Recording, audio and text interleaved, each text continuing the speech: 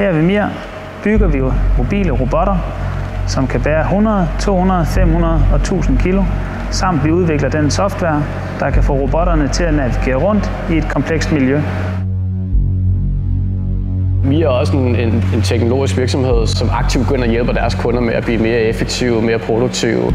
Så vi så et godt, hvis man kan kalde det et business fit mellem Bossart og MIR.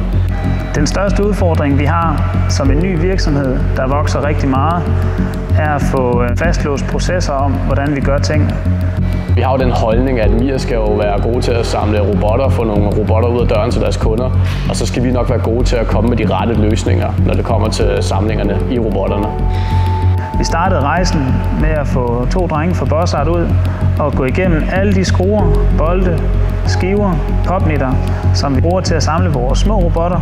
Det vores ingeniører har gjort for MIR, er, at vi har udført det, vi kalder en produktionsanalyse og en produktanalyse. Og ud fra det, der fik vi en rapport lavet for dem, og det har ligesom været fundamentet for at tage hele det her, hvordan løfter vi vores befæstigelse til det næste niveau. De har for eksempel udpeget nogle områder, hvor vi kunne have ensrettet nogle af vores boldvarer. Og det er helt ned i sin enkelhed til, er der flere produkter, der måske kunne erstattes af et multifunktionelt produkt. I stedet for at putte gammeldags manuelle skiver på skruer, jamen, så har man en skrue, hvor skiven er præmonteret på og klar til at putte i produktet. På den måde tilsikrer du også, at folk ikke glemmer det. Et klassisk eksempel det er, påfører du lim manuelt på skruer. Det kan du eliminere ved at få præmonteret lim leveret direkte fra Bossart af. Det er med til igen at eliminere en masse manuelle processer. Hvis en skrue mangler, så er der jo produktionsstop, ligesom at hvis hele rammen mangler. Så det er ret vigtigt for os, at vi er i kontrol med alle komponenter, om de koster et par øre eller om de koster et par tusind. Vi styrer beholdningen på vores skruer og boldvarer ved Bossart Smart Bin-system. Der kan man live gå ind og se, hvor mange gram, kilo der er i en kasse. Det system, vi har implementeret hos MIR, er vores Smart Bin Flex-system. Det er sat op til noget analytisk software, som hedder Arium, som er udviklet af Bossart.